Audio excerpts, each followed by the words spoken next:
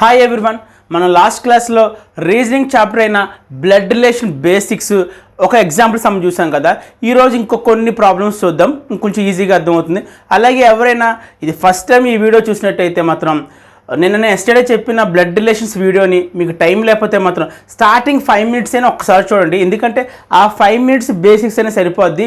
ఈ వీడియో కూడా మీకు ఈజీగా అర్థమైపోద్ది. సో ఎవరైనా కొత్తగా చూసినట్లయితే మాత్రం బ్యాక్కి వెళ్ళి ఒకసారి నా previous video last class video ఒకసారి మీరు చూడండి. స్టార్టింగ్ 5 or 10 minutes చూడండి, తర్వాత డైరెక్ట్ ఈ వీడియో చూసిన ప్రాబ్లమ్స్ మీకు అర్థమైపోతాయి.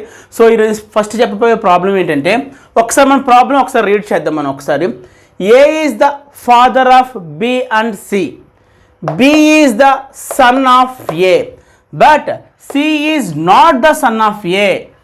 What is the C's relation with ఏ?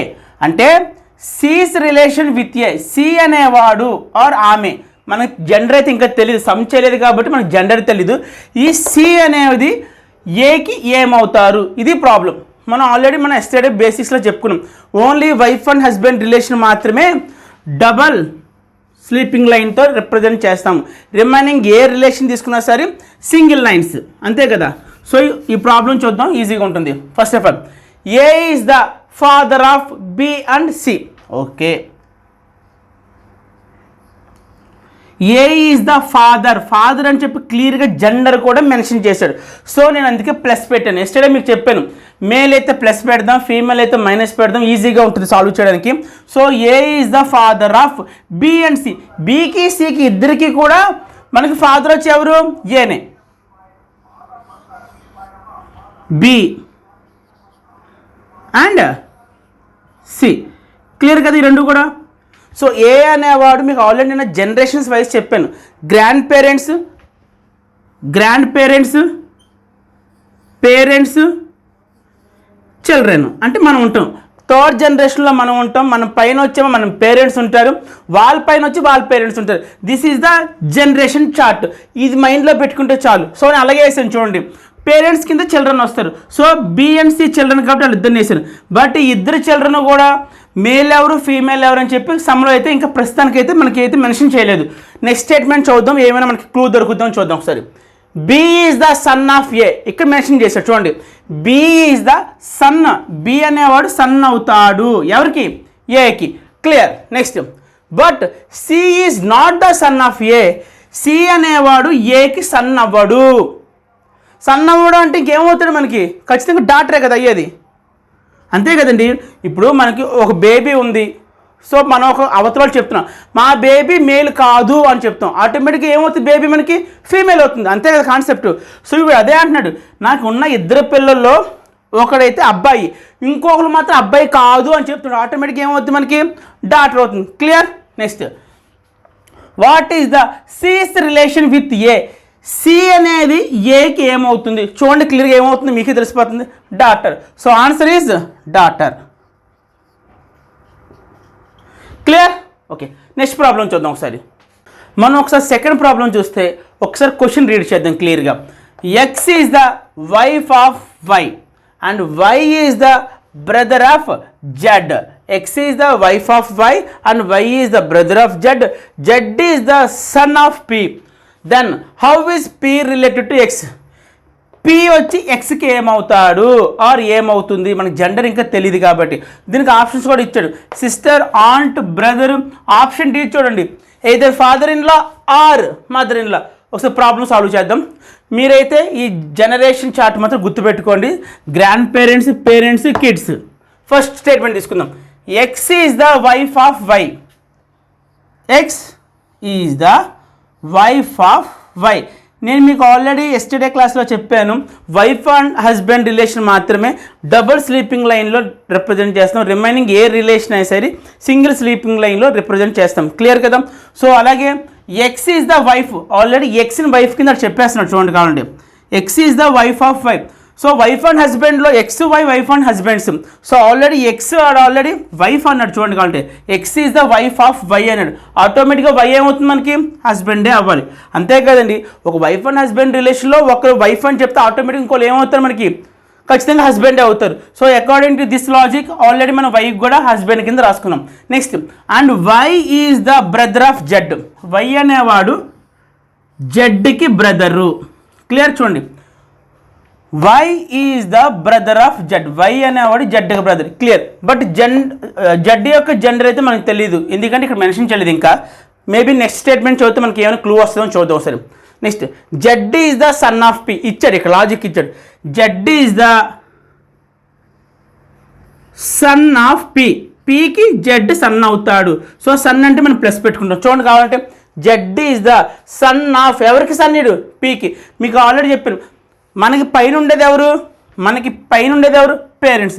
ఆ పేరెంట్స్ పైన ఉండేది ఎవరు? Grand parents. అంటే వీళ్ళ పాయింట్ ఆఫ్ వాళ్ళకి పేరెంట్స్ అవుతారు. Next question, how is P related to X. ఎక్స్కి చూడండి, ఎక్స్కి పీ ఏమవుతాడు అంటే ఇక్కడ 2 ఛాన్సెస్ ఉన్నాయి. ఎక్స్ యొక్క హస్బెండ్ ఎవరు? వై. సో మన వాళ్ళ హస్బెండ్ యొక్క పేరెంట్స్ ఎప్పుడు కూడా ఈవిడికి 2 ఆప్షన్స్ ఉంటాయి ఎక్స్కి. అయితే మదర్ ఇన్ లా, లేదంటే father in law. So according to that logic ఎక్స్కి పీ ఏమవుతుంది అంటే అయితే father in law or mother in law. So here option D is correct. మళ్ళీ చెప్తాం. సో చూడండి, మన వైఫ్కి సంబంధించిన పేరెంట్స్ మనకి ఎప్పుడు కూడా అయితే ఫాదర్ ఇన్ లా, లేదంటే మదర్ ఇన్ లా. అలాగే ఓ గర్ల్స్ పాయింట్ ఆఫ్లో మాట్లాడాలంటే మన హస్బెండ్కి సంబంధించి పేరెంట్స్ మనకి ఏమవుతారు? అయితే ఫాదర్ ఇన్ లా, లేదంటే mother in law. So according to that logic ఎక్స్కి వచ్చి పీ ఏమవుతుంది అంటే ఫాదర్ ఇన్ లా కానీ మదర్ ఇన్ లా కానీ. Clear.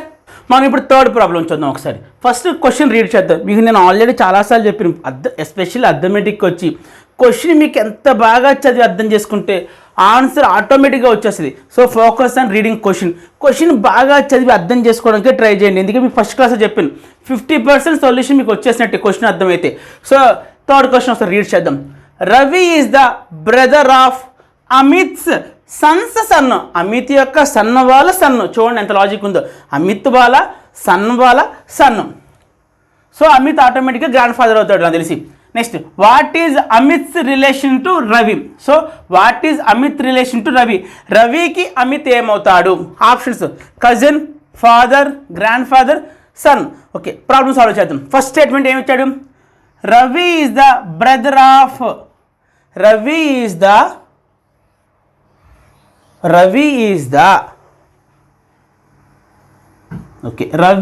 The brother of, brother అంటే plus, brother of Amit's sons son. అంటే ఫర్ ఎగ్జాంపుల్ ఇక్కడ అమిత్ ఉన్నాడు అనుకుందాం. For example Amit's sons son. చూడండి ఒకసారి స్టేట్మెంట్ కరెక్ట్గా క్లారిటీగా చూడండి ఒకసారి. Ravi is the brother of Amit's sons sun.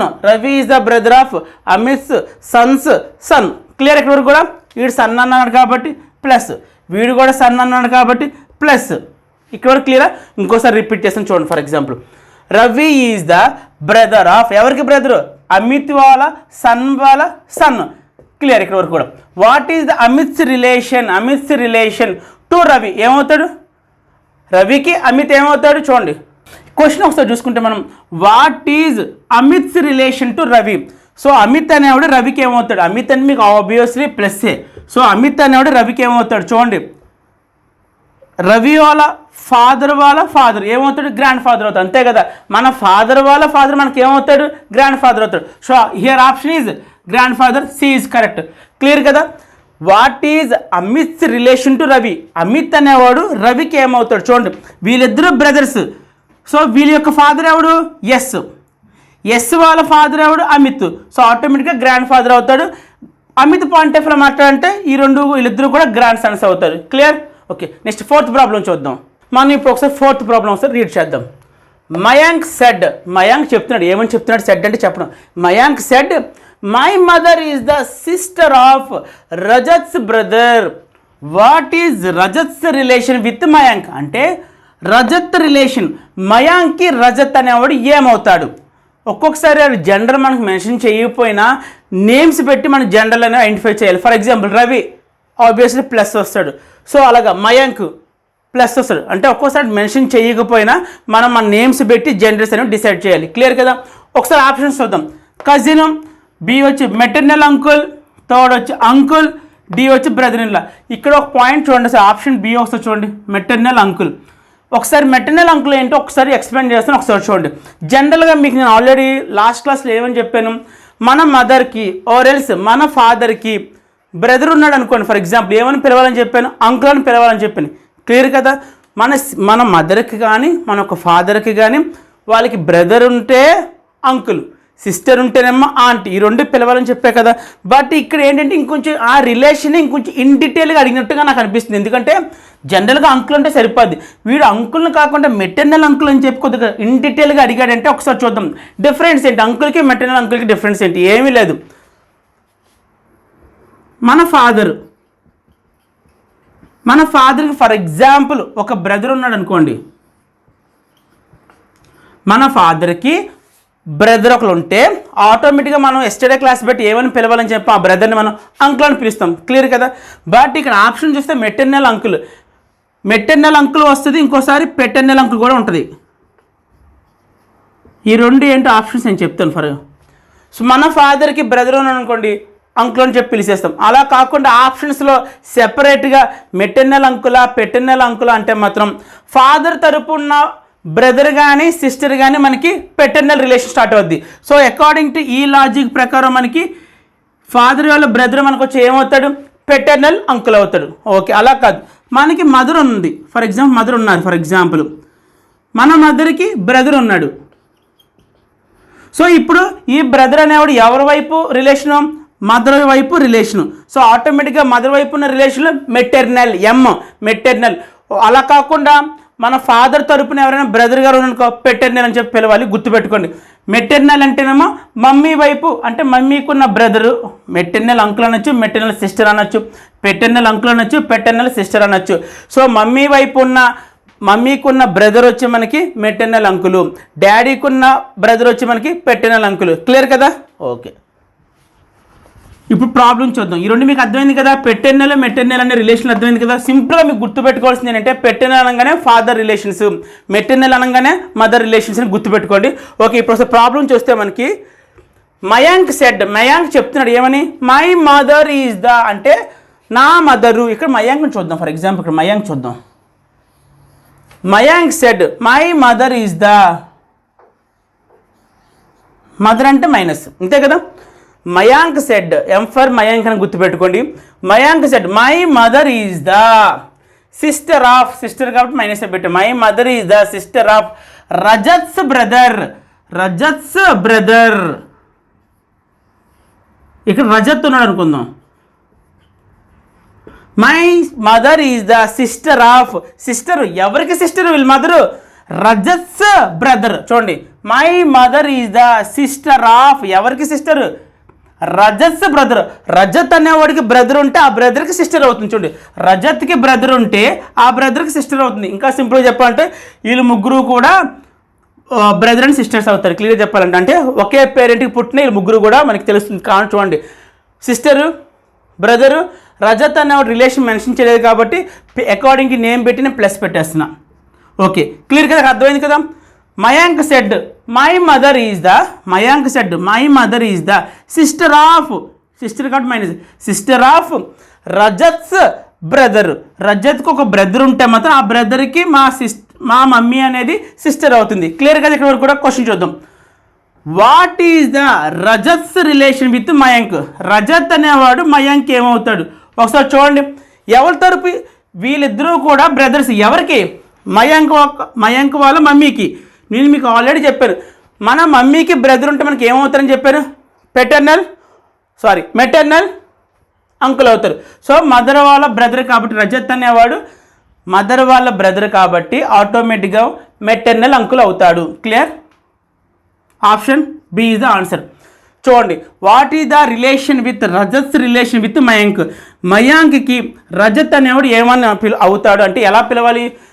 ఇక్కడ ఆల్రెడీ వాళ్ళ మదర్ యొక్క రజత్ అనేవాడు ఏమవుతాడు, వాళ్ళ మదర్కి బ్రదర్ అవుతాడు. సో మమ్మీ తరపు బ్రదర్ అనేవాడు ఆటోమేటిక్గా మనకి ఏమవుతాడు, మెటర్నల్ అంకుల్. క్లియర్? ఇప్పుడు ఫిఫ్త్ సమ్ చూద్దాం. ఆల్రెడీ 4 సమ్స్ కొద్దిగా స్లోగా డిస్కస్ చేసాం కాబట్టి ఇంకా ఫిఫ్త్ సమ్ ఆన్వర్డ్స్ కొద్దిగా ఫాస్ట్గా డిస్కస్ చేస్తాను. ఎందుకంటే నేను ఎంత ఫాస్ట్గా చెప్తే అన్ని ఎక్కువ సమ్స్ కవర్ చేయడానికి ఉంటుంది. సో ఫిఫ్త్ సమ్ ఫాస్ట్గా రీడ్ చేసేద్దాం. A and B are 2 brothers. So వాళ్ళిద్దరు కూడా 2 brothers అని చెప్పేశాడు. వాళ్ళిద్దరు కూడా ఒకరికి ఒకరు బ్రదర్స్ అవుతాడు. సో జెండర్ కూడా క్లియర్గా ఇచ్చాడు ప్లస్లని. C is the sister of B and D is the sister of E is the son of A. Who is D's uncle? D యొక్క అంకుల్ ఎవరో చెప్పాలి. Options D E B C. ఓకే, స్టార్ట్ చేద్దాం, fast start చేద్దాం. So first statement ఏంటి? A and B are 2 brothers. వాళ్ళిద్దరు కూడా brothers అని క్లియర్గా చెప్పేశాడు.